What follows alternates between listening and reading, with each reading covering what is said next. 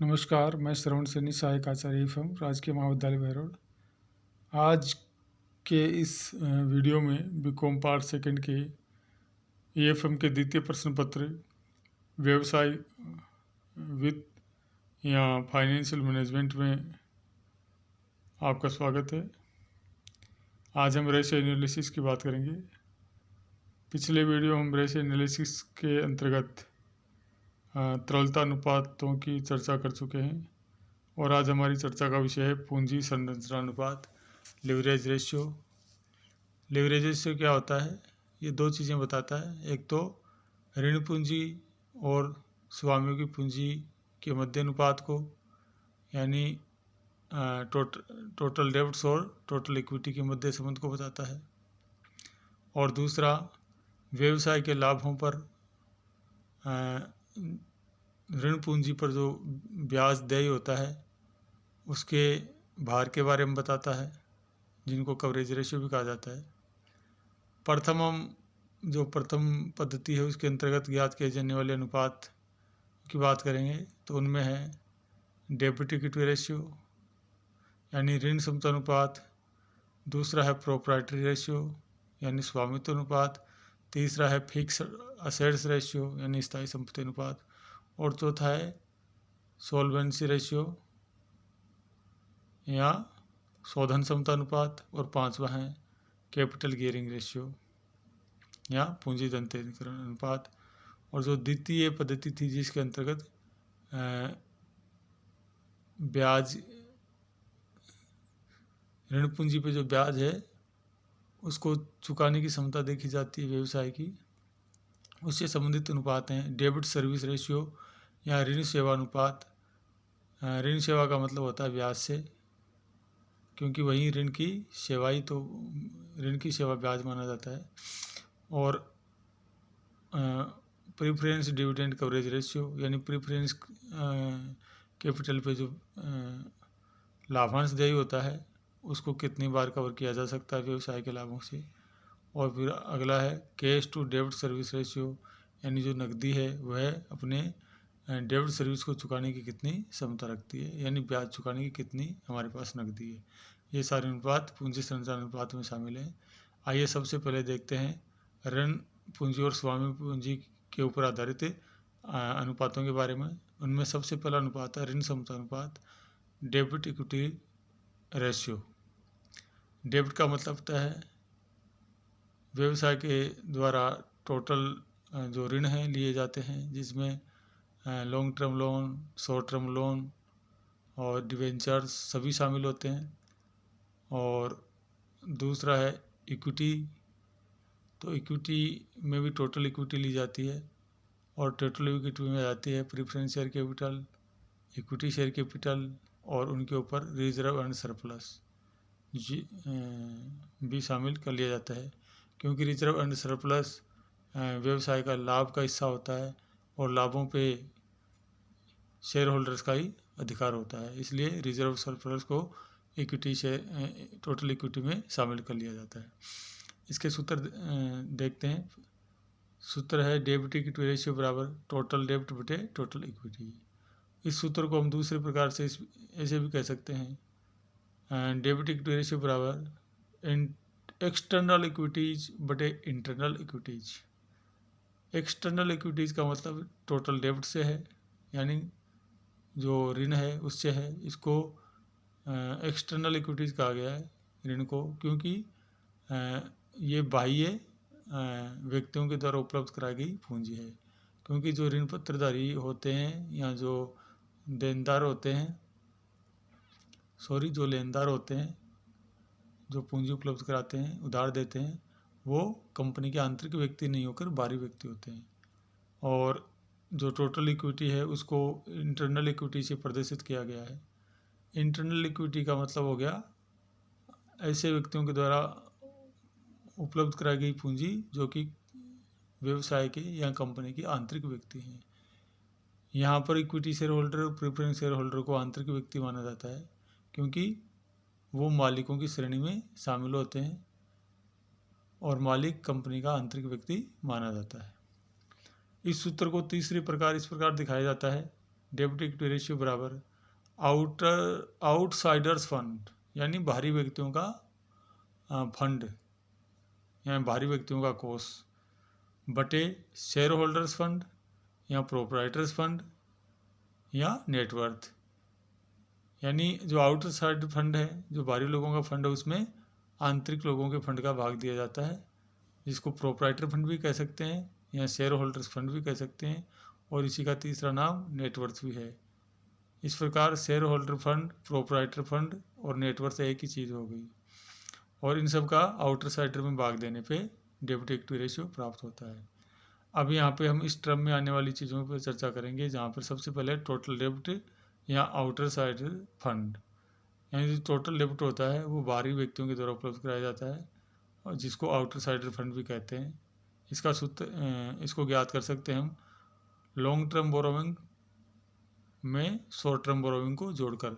Long term borrowing plus short term borrowing, ये हो गया टोटल डेब्ट या आउटर साइड फंड। फिर है इक्विटी और शेयर होल्डर्स फंड या नेटवर्थ, जिसको हम इक्विटी शेयर होल्डर का फंड बोलेंगे या शेयर होल्डर्स फंड भी कह सकते हैं, या इसको नेटवर्थ भी कह सकते हैं, या शुद्ध मूल्य भी कह सकते हैं। शुद्ध मूल्य का मतलब होता है कुल संपत्तियाँ, व्यवसाय की शुद्ध संपत्तियाँ क्या हैं। तो शुद्ध संपत्तियाँ ज्ञात करने के लिए हम equity share capital, preference share capital and reserve surplus को जोड़ सकते हैं, और इनमें से फिक्स्ड टीटीएस असेट्स घटा सकते हैं।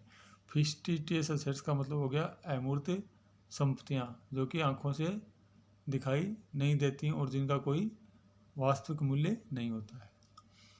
अब हम बात करेंगे दूसरे प्रकार के अनुपात की, और वह है प्रोप्राइटरी रेशियो या स्वामित्व अनुपात।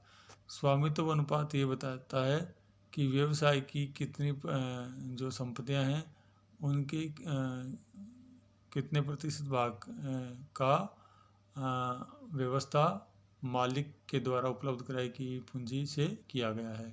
यानी व्यवसाय के जो मालिक होते हैं, इक्विटी शेयर होल्डर और प्रेफरेंस शेयर होल्डर, उनके द्वारा जो संपत्ति उपलब्ध कराई गई है वो कितने कुल संपत्तियों का कितना प्रतिशत है। इसका सूत्र है प्रोप्राइटरी रेशियो बराबर प्रोप्राइटर्स फंड बटे टोटल असेट्स।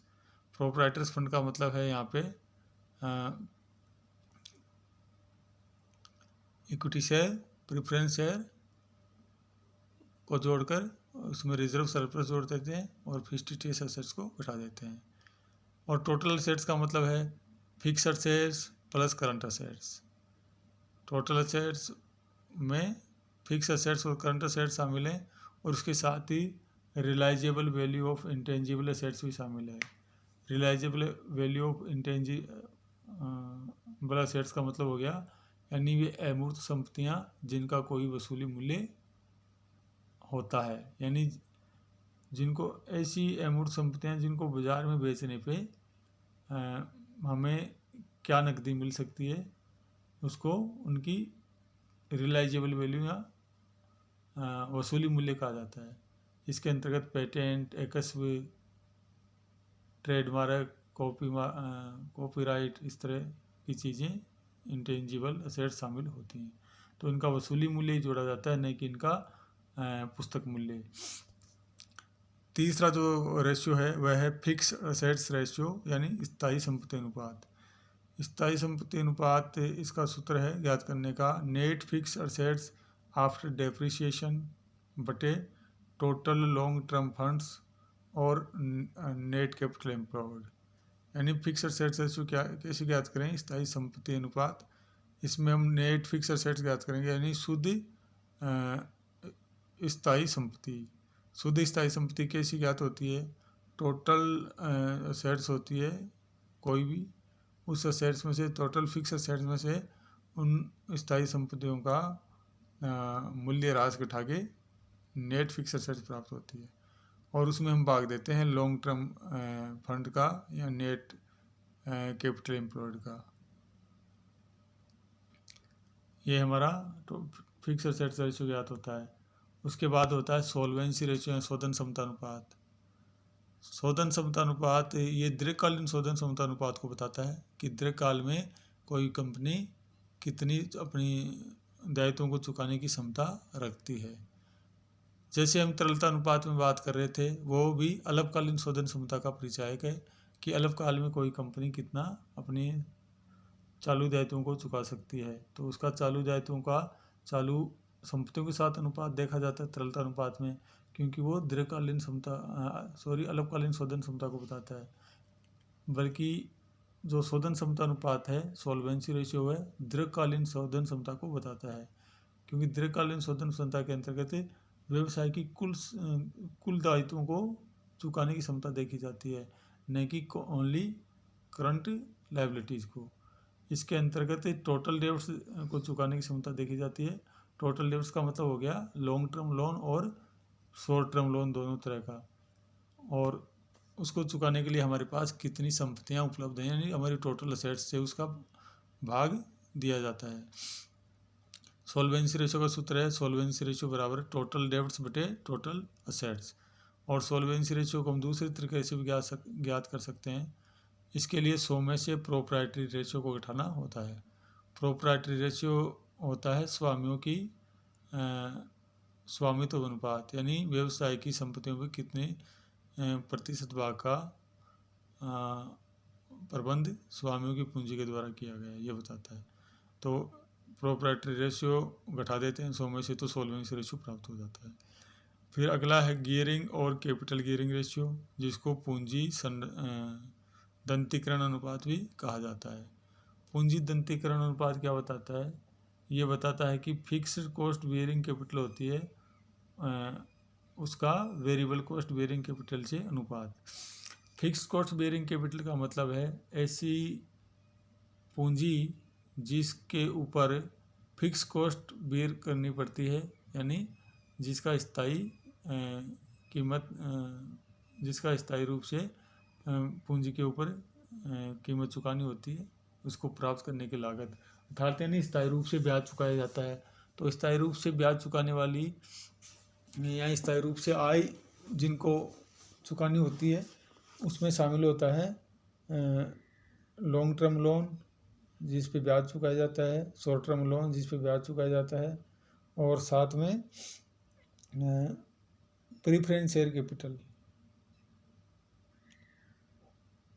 तो और इसका सूत्र हो गया दूसरा preference share capital plus long term borrowing. ये फिक्स कॉस्ट वाली बियरिंग कैपिटल है, इसमें भाग देंगे हम equity share capital plus reserve and surplus का। तो यह है स्थायी लागत वाली पूंजी का परिवर्तनशील लागत वाली पूंजी के साथ में अनुपात। फिक्स कॉस्ट बियरिंग में शामिल होता है कोई भी तरह का लोन, लॉन्ग टर्म हो शॉर्ट टर्म हो, उसके ऊपर क्या ब्याज चुकाना होता है वह। और वेरिएबल कॉस्ट बियरिंग कैपिटल होती है equity share capital. Equity share capital पे निश्चित रूप से ब्याज चुकाने की कोई बाध्यता नहीं होती। जब लाभ होता है तो ब्याज चुका दिया जाता है, और जब लाभ नहीं होता तो ब्याज नहीं चुकाया जाता है। इसलिए ये वेरिएबल होता है, परिवर्तनशील होता है। इसके ऊपर आय चुकाना, यानी लाभांश कंपनी में ज़्यादा लाभ होने पर लाभांश बांटा जाता है, इक्विटी शेयर पे नहीं तो नहीं बांटा जाता। इसलिए ये वेरिएबल कॉस्ट बियरिंग कैपिटल हो गई। अब आइए थोड़ा एक प्रॉब्लम देखते हैं, उससे हमें पता चलेगा इन बातों के बारे में, कैलकुलेशन के बारे में। ये क्वेश्चन है हमारे पास, इसमें बैलेंस शीट दे रखी है। इसमें शेयर कैपिटल है 1 लाख की, रिजर्व सरप्लस है 50,000 के, ये शेयर होल्डर फंड में शामिल हैं ये। और नॉन करंट लायबिलिटीज़ में लॉन्ग टर्म बोरोविंग हमारे पास 10% डिबेंचर, ये 2 लाख के हैं। और हमारी करंट लायबिलिटीज़ हैं क्रेडिटर्स 30,000 के और बिल्स पेबल 20,000 के। फिर है असेट साइड में फिक्स असेट्स है नेट, यानी डेप्रिसिएशन ऑलरेडी घटाया हुआ है 2,70,000 की। और करंट असेट्स हैं 80,000 के, जिसमें इन्वेंट्रीज 80,000 का है करंट असेट्स में। और ट्रेड रिसीवेबल यानी देनदार हैं वो 30,000 के हैं। और कैश इक्विवेलेंट है हमारे पास 20,000 के। तो इस प्रकार टोटल असेट्स साइड और करंट लायबिलिटी साइड 4 लाख का टोटल बता रही है। अब हमें ज्ञात करना है इस क्वेश्चन में, एक तो चालू अनुपात, दूसरा है त्वरित अनुपात, तीसरा है ऋण क्षमता अनुपात यानी डेबिट इक्विटी रेशियो, और चौथा है स्वामित्व अनुपात, और पांचवा है शोधन क्षमता अनुपात। ये हमें ज्ञात करने हैं। तो हम सबसे पहले याद करेंगे करंट रेशियो। करंट रेशियो है सूत्र है करंट असेट्स बटे करंट लायबिलिटीज़। तो ये करंट असेट्स है 1,30,000 की। ये देखते हैं कैसे 1,30,000 की। इसमें करंट असेट्स में हमारे पास इन्वेंट्री है 80,000 की, ट्रेड रिसीवेबल है 30,000 के, और 20,000 का है cash and cash equivalents. Total हो गया 80 और 30 1,10,000, और 20,000 कैश, ये हो गया 1,30,000। और इसमें भाग देते हैं हम करंट लायबिलिटीज़ का। करंट लायबिलिटीज़ हमारे पास 50,000, 30 और 20 50,000। तो इस प्रकार हमारा अनुपात हो गया 1,30,000 बटे 50,000 बराबर 2.6:1। यानी 1 रुपये की लायबिलिटीज़ करंट लायबिलिटीज़ हैं, वहाँ इसकी तुलना में व्यवसाय के पास 2 रुपये 60 पैसे की स्थायी संपत्तियाँ चालू संपत्तियाँ हैं। दूसरा है क्विक रेशियो। क्विक रेशियो का सूत्र है क्विक असेट्स बटे करंट लायबिलिटीज़। तो क्विक असेट्स याद करने का सूत्र है करंट असेट्स में से इन्वेंट्रीज घटा दो और प्रीपेड एक्सपेंसेस घटा दो।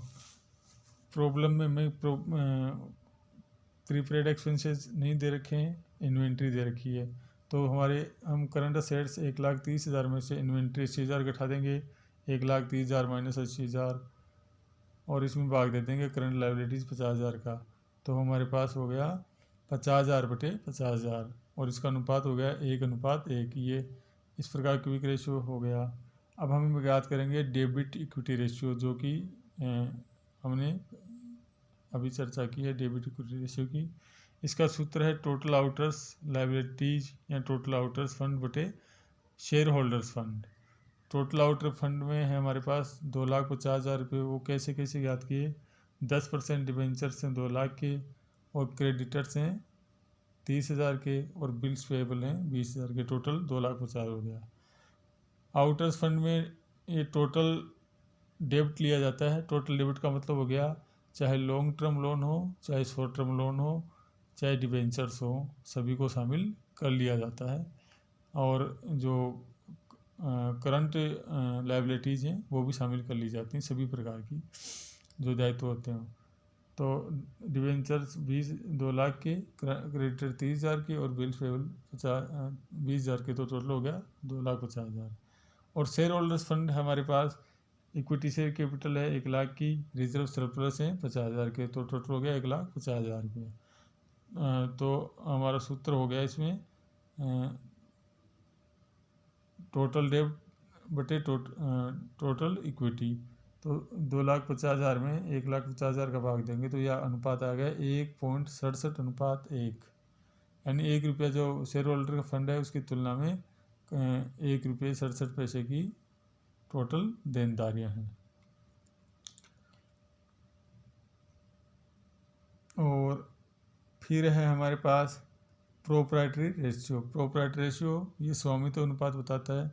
यानी सूत्र है प्रोप्राइटरी फंड बटे टोटल असेट्स। तो प्रोप्राइटरी का फंड हमारे पास 1,50,000 का।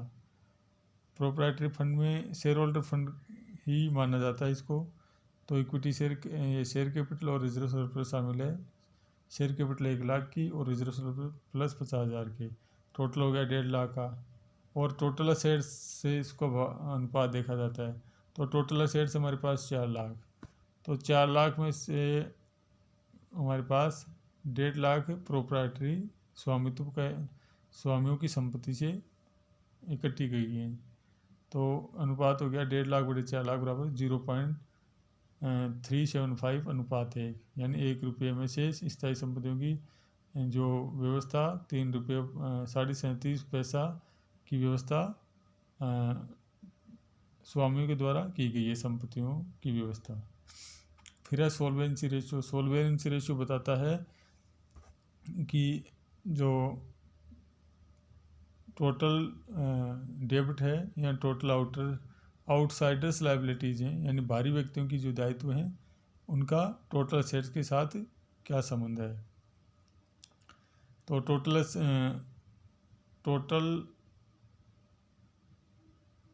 तो आउटसाइडर्स लायबिलिटीज़ हैं 2,50,000 रुपये की, और टोटल असेट्स हैं 4 लाख की। तो इनका अनुपात हो गया 2.5 लाख बटे 4 लाख बराबर 0.625 अनुपात 1। और इसको हम सोल्वेंसी रेशियो को हम सोमेशियो प्रोप्राइटरी रेशियो घटा के ज्ञात कर सकते हैं।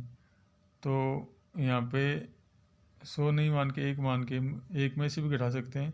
तो एक में से यदि हम 0.375 को घटाते हैं तो 0.0625 सोल्वेंसी रेशियो प्राप्त होता है। सोल्वेंसी रेशियो व्यवसाय की दीर्घकालीन जो दायित्व हैं उनको चुकाने की क्षमता को बताता है। अब एक प्रॉब्लम और देखते हैं। ये इसमें हम पूंजी दंतीकरण अनुपात की बात करेंगे। पूंजी दंतीकरण अनुपात फिक्स्ड कॉस्ट बेयरिंग कैपिटल और वेरिएबल कॉस्ट बेयरिंग कैपिटल के मध्य अनुपात को बताता है। इक्विटी शेयर कैपिटल है हमारे पास 2 लाख, 10% प्रीफरेंस शेयर कैपिटल है 1 लाख, 16% डिवेंचर हैं 2 लाख रुपए के, और जनरल रिजर्व हैं 1,50,000 के, और सरप्लस हैं 50,000 के। तो सूत्र है कैपिटल गियरिंग रेशियो ज्ञात करने का, फिक्स्ड कॉस्ट बेयरिंग कैपिटल बटे variable cost bearing capital. Fixed cost bearing capital कौन कौन सी है? जिस पे हमें एक स्थायी रूप से आय खर्च करनी पड़ती है, यानी लाभों में से हमें इतना भाग इनके लिए ब्याज के रूप में या लाभांश के रूप में चुकाना पड़ता है। तो इसमें है फिक्स्ड कॉस्ट बेयरिंग में 10% शेयर कैपिटल 1 लाख की है 10% पे, यानी इसका 10% यानी 10,000 रुपये प्रीफरेंस शेयर कैपिटल का डिविडेंड चुकाना होता है। वो एक स्थायी कॉस्ट है। और फिर है 16% डिवेंचर 2 लाख के, 2 लाख रुपये की पूंजी का 16% हो गया 32,000 रुपया। तो 10,000 और 32,000 हो गया 42,000 रुपये फिक्स्ड कॉस्ट बेयरिंग कैपिटल हो गई व्यवसाय के पास। अब है variable cost bearing. Variable cost bearing equity share capital है 2 लाख की, और जनरल रिजर्व सरप्लस हैं 1,50,000 के, और 50,000 के, 2 लाख और 2 लाख 4 लाख हो गया। तो इनके इस पूंजी का अनुपात हमें देखना होता है।